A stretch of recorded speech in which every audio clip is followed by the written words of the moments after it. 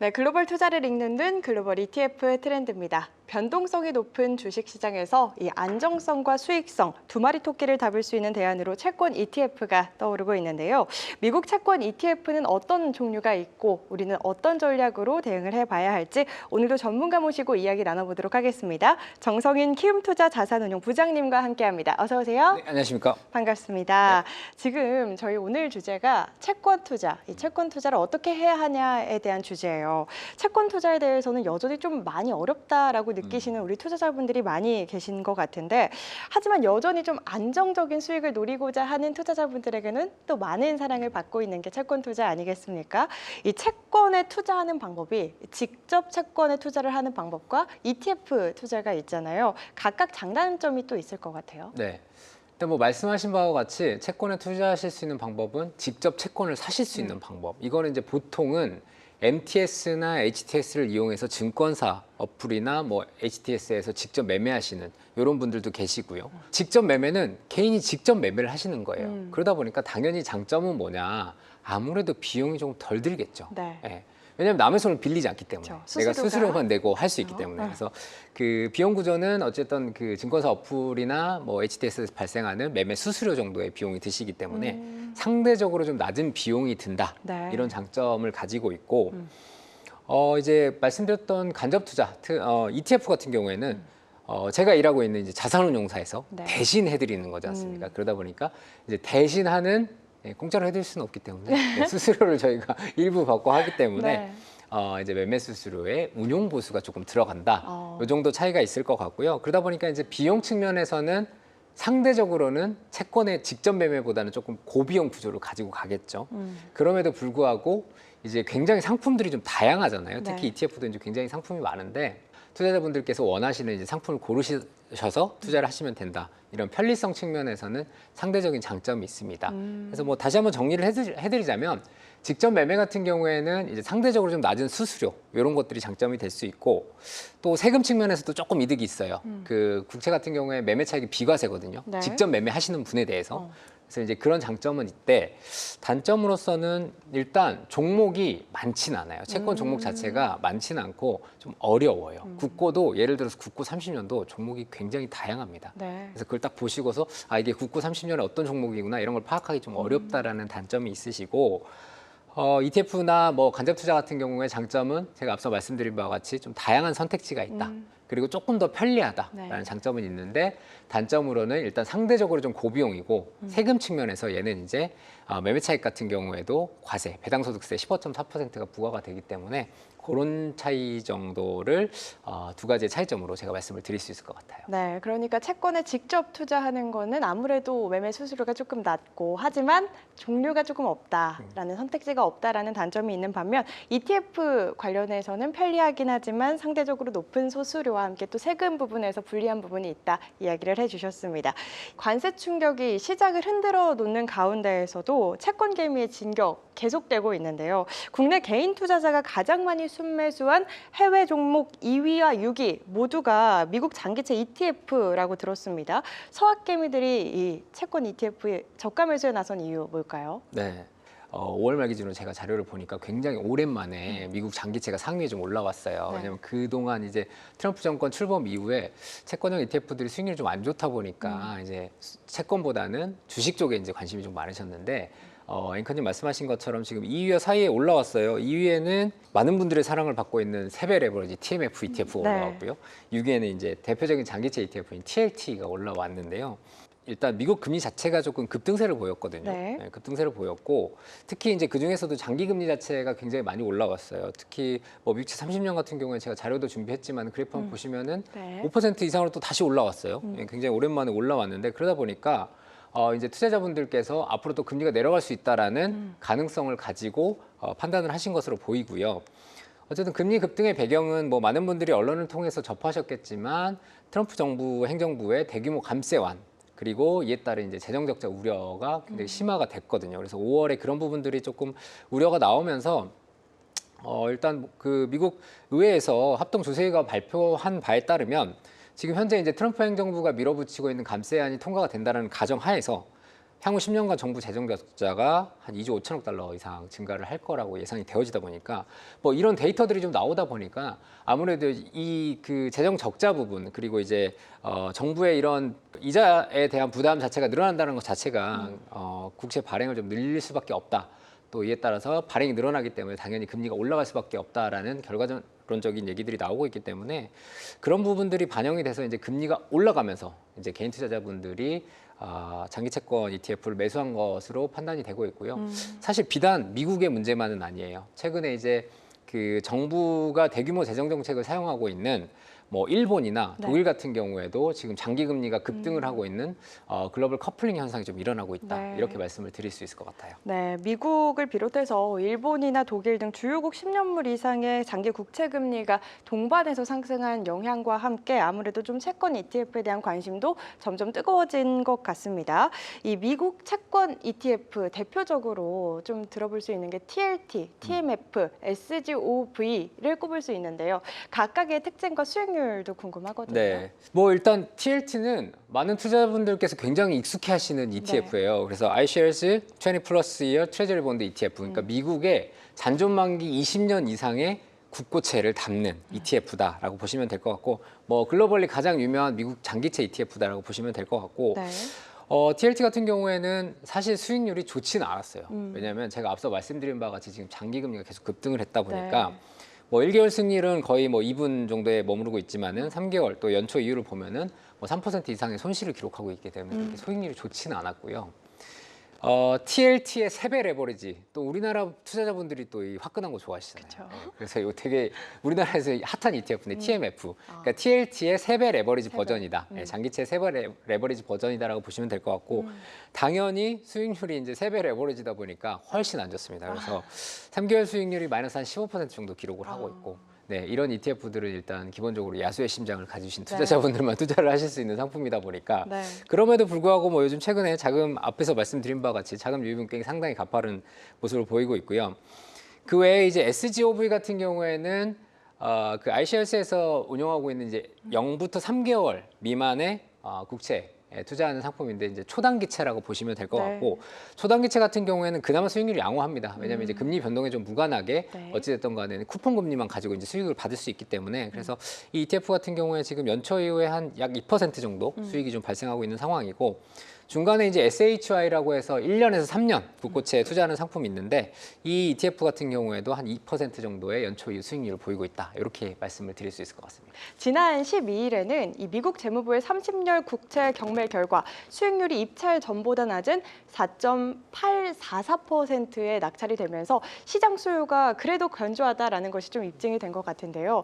트럼프 관세 정책 이후에 미국 장기 국채 시장 수요가 예전 같지 않다라는 우려는 좀 덜었지만 전체 투자자 가운데 외국인 참여는 평균에 미치지 못하면서 이 미국 장기채에 대한 의구심은 이어질 것으로 보고 있는데 우리 부장님은 좀 어떻게 보셨을까요? 일단 그 5월에 사실 그 계속해서 금리가 급등했던 가장 큰 이유 중에 하나가 방금 앵커님 말씀하신 부분인데 그 5월 21일에 이제 실시되었던 미국채 입찰에서 사실 그 20년 국채가 이제 뭐 일반적이진 않아요. 보통 네. 이제 10년이나 30년을 많이 쓰시다 보니까 20년이 뭐 일반적으로 뭐 범용적으로 사용되는 국채는 아님에도 불구하고 국채 입찰에서 낙찰 금리가 5.047%를 기록을 했는데 네. 이게 왜 문제냐면 그 전에 6개월 동안 낙찰됐던 금리보다 한 0.43%, 한 43bp 정도가 높게 이제 네. 그러니까 가격이 좀 낮게 수요가 없는 거죠. 그래서 입찰이 되다 보니까 이게 지금 2023년 10월 이후 고점이에요. 사실 2024년에 미국이 금리를 많이 인하했잖아요. 그럼에도 불구하고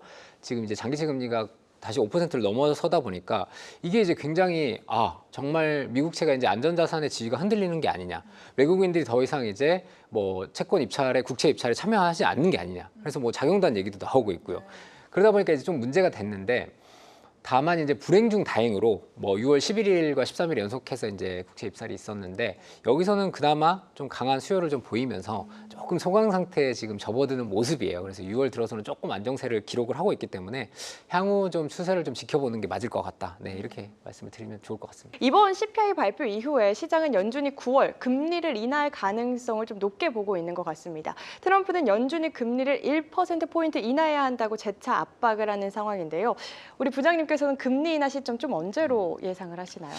지금 시장에 나와 있는 중론들을 좀 모아보면은 말씀하신 바와 같이 9월 인하도 얘기가 있고요. 네. 다만 3분기 인하가 좀 어려울 것 같다라는 얘기를 하시는 애널리스트 분들도 좀 많이 있으세요. 네. 왜냐하면 또 8월에 이제 관세 협상의 지금 기한이 일시적인 연장 기간이 종료가 되다 보니까 아무래도 연준 입장에서 굉장히 조심스러운 스탠스를 뭐 보이고 있는 상황이다 보니까 조금 3분기에는 좀 어려울 것 같다라는 얘기가 나오고 있고 네. 사실 저희가 지금 뭐 촬영일 기준으로는 아직 6월 FOMC 결과가 좀 안 나와 있어가지고 제가 점도표를 3월 거를 좀 들고 나왔는데 보면은 뭐 3분기 인하에 대한 어찌됐든 가능성은 좀 있어 보이긴 합니다. 다만 이제 지금 3월 발표 이후에 이제 6월 FOMC에서 어떤 결과가 나오느냐도 굉장히 중요해 보이기 때문에 네.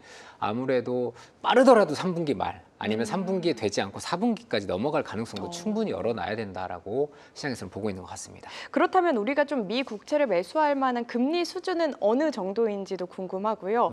현 시점에서 미국 채권 투자 매력도를 짚어주신다면 어떻게 될지도 궁금합니다. 네, 제가 이제 저도 채권 시장에 좀 오래 있었던 사람으로서 이제 네. 제가 항상 드리는 말씀이 그거예요. 아, 채권 투자는 항상 옳다, 언제나 옳다 이런 말씀을 드리는데 네. 그럼 뭐 맨날 채권에 장기채를 투자해야 되는 거냐 뭐 이런 말씀은 아니고 뭐 상황에 따라 다르겠지만은 채권 투자가 항상 옳다라고 말씀을 드리는 이유 중에서 최근 시장 상황과 맞물려 봤을 때는 역사적으로 봤을 때 지금 글로벌 금융위기 이후만 보더라도 기준금리 자체가 굉장히 지금 높은 수준에 와 있어요. 네. 예, 미국이 뭐 지금 4% 중반에 와 있고 한국도 뭐 2% 중반에 와 있기 때문에 굉장히 높은 수준이다 보니까 아무래도 우리가 채권 같은 경우에는 기본적으로 쿠폰을 제공을 하기 때문에 이 금리만큼을 만기까지 보유하면 받을 수 있는 거기 네. 때문에 쿠폰과 거기에 플러스 이제 금리 수준이 높다 보니까 자본 차익까지 얻을 수 있는 가능성이 있기 때문에 지금으로서는 어쨌든 간에 채권 투자에 있어서 굉장히 지금 좋은 시기다라고 보여지고 있고 네. 다만 이제 방법론은 좀 차이는 있을 것 같아요. 방법론에 대한 차이는 좀 있을 것 같고 특히 이제 뭐 미국채 30년이 5%를 넘나드는 상황에서는 굉장히 좋은 타이밍이라고 저는 생각은 하고 있는데 네. 다만 앞서 저희가 계속 말씀을 드렸다시피 트럼프 행정부의 어쨌든 정권 초기에 어떤 정책 세팅이 아직 안 끝난 거거든요. 지금 관세 협상도 계속되고 있고 그쵸. 부채 한도 협상도 계속되고 있다 네. 보니까 이런 정책 리스크는 계속해서 부각이 될 거예요. 5월처럼. 저는 그러면은 그런 시점마다 조금 나눠서 매수를 하셔라. 네, 그렇게 좀 추천을 드리고 있고 지금 트럼프 정부 들어서도 벌써 국채 금리가 급등했다라는 기사가 꽤 여러 번 나오고 있는 상황이거든요. 맞아요. 그래서 저는 그런 타이밍이 올 때마다 좀 분할 매수를 권고를 드리고 있고 특히 이제 8월 중순에 예상되는 부채 한도 협상 시점 또 그리고 이제 미국채 그때 발행이 또 맞물리거든요. 그래서 네. 그때는 또 한 번에 금리 발작이 일어날 가능성이 굉장히 높다라고 지금 시장에서 보고 있기 때문에 네. 지금부터 충분히 준비를 하셔가지고 이런 타이밍에 좀 분할해서 계속 매수를 하신다라고 하면은 아마 뭐 내년 정도에는 굉장히 좋은 결과를 갖고 네, 제 얼굴을 한번 떠올려 주실 수 있지 않을까 네, 그렇게 생각을 합니다. 네, 네. 채권 투자는 언제나 옳다. 네. 하지만 지금 이 트럼프 행정부의 불확실성이 남아 있을 때 좀 국채 금리가 급등하는 시기마다 조금씩 분할 매수 관점에서 접근을 하다 보면 내년에 우리 부장님 얼굴을 생각하면서 흐뭇하게 우리가 웃음을 지을 수 있지 않을까 또 이야기를 해주셨습니다. 네. 지금 달러 약세, 원화 강세 국면이 좀 지속이 되고 있잖아요. 원달러 환율 1,400원대에 미국 국채에 투자한 우리 채권 개미들이 최근 환율 하락으로 인한 환차손을 겪고 있다고 하는데요. 매크로 변수로 환율 변동성이 큰 만큼 투자를 선택할 때 이 환 전략을 잘 세워봐야 할 것 같아요. 어떻게 좀 보실까요? 네, 아무래도 지금 트럼프 정권이 유도를 하는 부분도 있는 것 같고요. 달러 약세에 대해서 어느 정도 유도를 하다 보니까 지금 이머징 통화 강세가 일어나고 있고 그 중에서 원화 같은 경우에는 상대적인 좀 강세를 계속해서 보이고 있다 보니까 말씀하셨다시피 지금 환차손을 입은 개미 투자자분들, 저도 그 중에 한 명의 개미입니다만은 네. 네, 어찌됐든 간에 환차손이 계속 되고 있는데 자, 지금 우리나라와 미국의 기준금리를 비교했을 때 미국 기준금리가 높잖아요. 그렇죠? 그러면은 당연히 우리나라 사람들은 국내가 아니고 해외에 예를 들어서 예금이나 채권 투자를 하고 싶을 거지 않습니까? 근데 그러면은 1년 동안 투자했을 때 수익률을 미국이 훨씬 더 많이 얻을 수 있냐? 그렇지가 않습니다. 왜냐하면 그걸 얻지 못하게 하는 부분이 소위 금융시장에서 얘기하는 스왑 포인트라는 부분이거든요. 그래서 예를 들어서 단기채, 우리나라 단기채가 예를 들어서 2.5%가 나오고 미국 단기채가 4.5%가 나오면 당연히 미국채 4.5%에 투자하는 게 맞다라고 생각하실 수 있겠지만 만기 시에 보면은 결국에는 환율 효과까지 감안이 된다라고 하면은 결국에는 미국 채권에 투자해도 2.5%의 최종 수익률을 얻게 되는 게 이 바로 금융시장에서 얘기하는 스왑 포인트의 관점이에요. 네. 채권 투자하시는 분들 입장에서는 이제 머리가 좀 복잡해지는 거예요. 계산을 좀 복잡하게 하셔야 되는데 예를 들어서 단기채에 투자하시는 분들은 기본적으로 채권 투자의 목적상 이제 쿠폰 금리를 보고 투자하시는 분들이 대부분이거든요. 네. 장기채는 쿠폰 금리 플러스 이제 자본 차익까지 노리시는 분들이 대부분인데 단기채가 그럼 좋은 거 아니에요? 안정적이잖아요. 이렇게 얘기하실 수 있는데 여기에 이제 환율 효과가 있다 보니까 4.5에 투자를 한다 하더라도 만기 때 내가 4.5를 받을 수 있는 가능성이 낮아집니다. 왜냐하면 환율 효과가 있기 때문에. 네. 그래서 이 환율 같은 경우에는 굉장히 조심스럽게 투자를 하셔야 되고 네. ETF들 같은 경우에도 마지막에 괄호 열고 H라고 붙어 있는 ETF들이 있어요. 바로 이 ETF들이 이제 환해지형이에요. 네. 그래서 이 환해지형은 비용이 좀 들어갑니다. 그래서 비용이 들어가다 보니까 예를 들어서 단기채 ETF인데 환해지를 했다. 근데 미국 금리가 4.5%라고 말씀을 드렸지만 비용이 2% 정도 해지 비용이 들어갑니다. 네. 그러다 보니까 최종적인 수익률은 원화 단기채랑 똑같은 2.5%밖에 수익이 안 나는 상황이거든요. 그래서 그런 부분들을 좀 감안을 하셔야 되고 그래서 제가 추천드리고자 하는 거는 이제 예를 들어서 쿠폰 획득 목적으로 단기 채권에 투자하시는 분들은 굳이 미국 채권에 투자하실 필요 없이 차라리 이제 한국채, 단기채에 투자하시는 걸 추천을 드리고 있고 네. 다만 이제 금리 하락에 따른 자본 차익을 목적으로 난 투자하겠다라고 하시는 분들은 지금과 같은 상황에서는 제가 말씀드렸다시피 환해지형 ETF 마지막에 괄호 H가 들어가 있는 ETF들 같은 경우에는 네. 물론 이제 환해지 비용을 내긴 하지만 그럼에도 불구하고 펀드에서 그건 내기는 거기 때문에 네. 개인이 뭐 납부를 하시는 건 아니고요. 뭐 일부 수익률에 줄어드는 부분은 있겠지만 어쨌든 환차손은 안 입으실 수 있기 때문에 이런 장기 채권형 ETF에 투자하시는 분들은 특히 이제 미국 채권 같은 경우에는 환해지형 ETF에 투자하시는 거를 추천을 드리고 있어요. 네.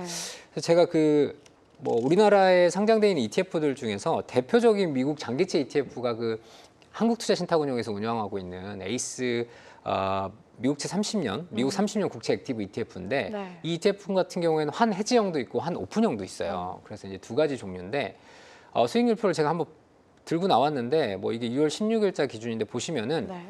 지금으로서는 환오픈형이 손실률이 조금 더 높아요. 왜냐하면 환율이 계속 내려왔다 보니까 환차손을 좀 입으신 거기 때문에 그래서 앞으로도 지금 당분간은 달러 약세가 계속 될 거라고 예상이 되어지고 있기 때문에 일단 지금 상황에서 환율이 충분한 수준까지 내려오시기 전까지는 환해지형 ETF를 투자하시는 거를 추천을 드리고 있습니다. 알겠습니다. 우선적으로는 내가 어느 목적을 갖고 투자하느냐가 가장 중요할 것 같고요. 이 국내 채권 ETF 투자하시는 분들에 있어서는 최근 좀 달러 약세 흐름에 감안했을 때 환해지형 ETF에 투자하는 것을 또 추천을 해주셨습니다. 저희 마지막으로 이제 채권 투자나 채권 ETF 투자를 하시는 우리 투자자분들, 처음이신 분들을 위해서 이것만큼은 좀 유의를 해야 한다 하는 게 있다면 어떤 게 좀 있을까요? 네. 그 채권이라는 개념이 뭐 저희가 시작 때부터 말씀을 드렸지만 굉장히 복잡해 보이긴 네. 해요. 근데 굉장히 생각보다 심플해요. 심플하고 요즘은 이 채권이라는 개념에 대해서 이런 방송이나 유튜브를 통해서 굉장히 많이 좀 설명이 되고 있거든요. 네. 그래서 미국 금리가 올라갔대 내려갈 거래 그러면 장기채에 투자해야 된대라는 주변의 얘기를 듣고 투자하시는 분들이 많으신데 네.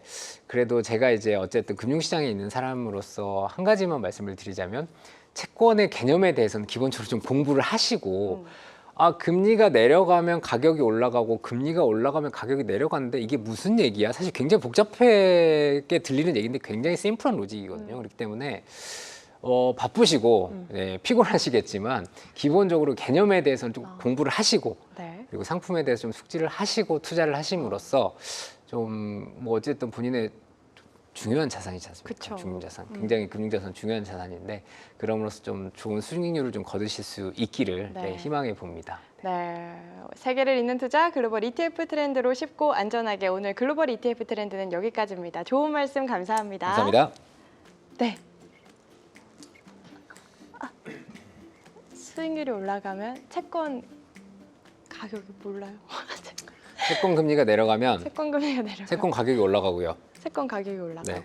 채권 금리가 올라가면요. 채권 금리가 올라가면 시장 금리도 마찬가지예요. 네, 가격이 내려갑니다. 반대의 개념입니다. 네, 좀 어렵죠. 네, 어려운. 왠지 왜냐하면 그러니까 보시면 이런 거예요. 자, 오늘 10,000원짜리. 네. 자, 제가 예를 들어서 앵커님한테 오늘 10,000원을 빌렸어요. 대신에 1년 후에 갚는다라고 얘기를 하고 네.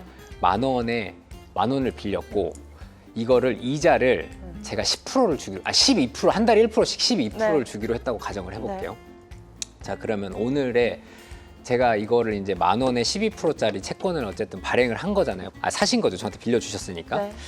자, 근데 이제 이걸 이제 가지고 가는 거예요. 가지고 가는 거예요. 10,000원을 1년 뒤에 제가 드리기로 했어요. 그럼 이제 오늘은 12%짜리 금리를 주는 거잖아요. 네. 그렇죠?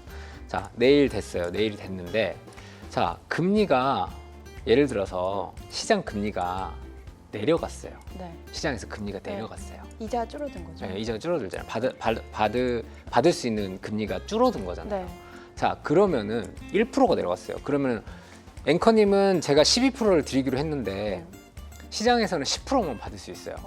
그럼 누군가는 이걸 11%에 사고 싶어 할까요? 안 사고 싶어 할까요? 하죠. 하죠. 어. 그러면 당연히 채권에 대한 수요가 많아지겠죠. 그럼 가격이 올라가는 거예요. 금리가 내려갔잖아요. 네. 그러면은 10%로 내려갔어요. 그럼 누군가가 앵커님한테 11%에 사고 싶어 해요? 안 사고 싶어 해요? 하죠. 하죠. 어. 그러면 당연히 수요가 많아지겠죠. 가격이 올라가는 거예요. 어. 반대로 금리가 15%가 됐어요. 네. 그럼 앵커님은 이거를 팔고 싶잖아요. 그렇죠? 그쵸. 15% 받을 수 있으니까. 아. 자, 그러면 이 가격이 낮아져야 돼요? 높아져야 돼요? 낮아져요. 낮아져야죠. 어. 그런 개념이에요. 아. 네, 그렇게 이해하시는 게 가장 편합니다. 네. 네. 예. 네. 조금. 네, 돌아서시면 또 까먹으실 수 있겠지만은 네. 그렇게 이해하시는 게 가장 좋습니다. 아. 네.